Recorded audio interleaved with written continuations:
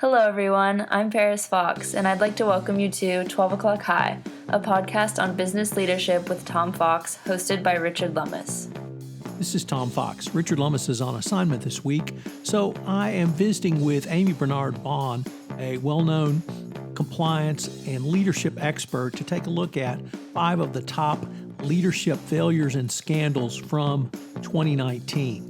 In this series, we look at leadership failures at Boeing, Goldman Sachs, Ericsson, Wells Fargo, and today we begin with Boeing. The series is a lot of fun and very topical, and I know you will enjoy it. This special series on 12 O'Clock High is a production of the Compliance Podcast Network. Thanks so much for listening. Hello, everyone. This is Tom Fox, back again with Amii Bernard-Bahn for Part 5 of our 5-part exploration of some of the top corporate governance and leadership failures from 2019.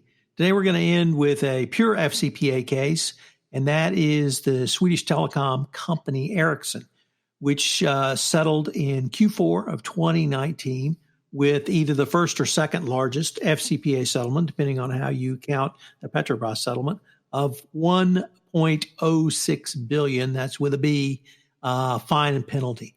So, Amii, what struck you about this case, and why should a Swedish company be on our list? Well, gosh, this one has such shockingly simple bribe schemes, and I know you've blogged on this extensively as well, and just an appallingly weak control system and compliance culture. And it's been going on for so long, 17 years, right? They finally settled 5 countries. And we already know, and so you would have thought that compliance would have been on the lookout, because telecom is the number one industry for FCPA, right, Tom?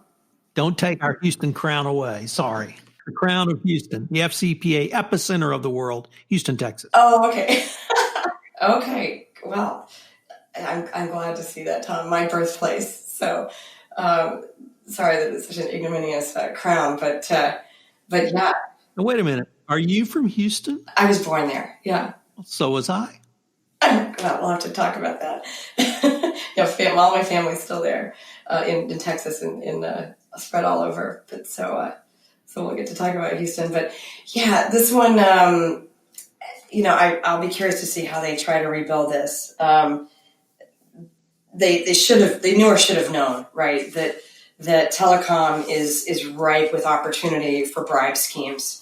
It's a distributed business. You are trying to gain it's volume business. You have to get into the weeds in all kinds of countries where a cell phone is how people live and run their businesses, third world countries. And so third world countries, red flag, right? The Transparency International runs a really nice map of countries where you need to be careful.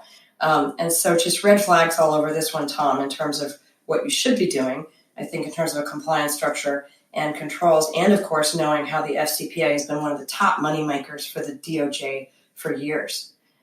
So this one just surprised me that, where was compliance? So a couple of things around telecom. What we have seen is the Department of Justice engaged in industry sweeps. And really the first industry sweep was energy. Then we went to pharma. Then we went to tech. Then we went to private equity. And now we're on telecom. And you're absolutely right. Telecom is rife for potential FCPA exposure, because so much of what they do, not so much, all of it's licensed. So there's always a government touch point. And in fact, I think the last time I looked at it, 4 of the top 6 FCPA enforcement actions are now telecom cases. So for any telecom company, for any practitioner in telecom, this case presents the glaring example that you are going to be directly in the government sights if you're in telecom, and you need to go in and scrub your operations as much as you can. But you also hit on a point that it's the settlement documents in the form of the deferred prosecution agreement and other documents not really identify any of the specific individuals involved, but it seemed to me that there was very senior level involvement in this case, and that an entire culture of corruption pervaded the company. How could a U.S.-based monitor, if indeed they select a U.S.-based monitor, begin to think through changing the culture at a company like Ericsson, where, as you also noted, 17 years of bribes and corruption had occurred? Yeah, well, I was intrigued by the report that they issued on December 7th, where they promised to invest and to implement the best methods and systems available, which isn't very specific. There's a whole slide deck, actually, that's publicly available online from the CEO's chief legal officer and the CFO. What I noticed both in that report, Tom, in looking for signs of how are they going to rebuild, and in the lack of getting full credit for their self-disclosure, which we could go into as well. They only got 15% instead of the full 25% that they could have gotten, leads me to believe that because the legal officer has been the one that's been issuing proclamations and statements, this kind of has the hallmarks to me of a legal-driven defensive response without, a lot of compliance or certainly ethics talk. There's no ethics language, if you will, that I hear in their response at all. So that's another red flag to me around how far are they really going to go to remodel this culture. As you and I both know, there's a long debate in our compliance community around, to whom should the compliance and ethics officer report. And in an organization where you've got a chief legal officer who gets the role of compliance and the independence that it needs to do its job in doing the right thing, as opposed to doing the legally defensible thing, it can work fine. I've worked under both structures. But in this structure, I tell you I'm concerned. I'll be very interested to see if the monitor, for example, can persuade or insist that the company has an independent compliance officer based on what I see. Because it's not in the slide deck, Tom. And they fired their CEO in 2016, I guess, in a reactive attempt, perhaps to get away from some of the corruption suspicions that they hired Hans Vestberg in July 2016. But that doesn't seem to have done much with the settlement, because I don't think that changed the culture, because they didn't disclose two matters that were found out anyway. It seems foolish to me. Why would you not disclose that you knew of stuff going on? And then they failed to timely remediate some of their other work. So, I'm frankly surprised they got the 15%. So, Amii, unfortunately, we're near the end of our time, but this has been just a ton of fun going through these cases, talking with you, getting your perspective.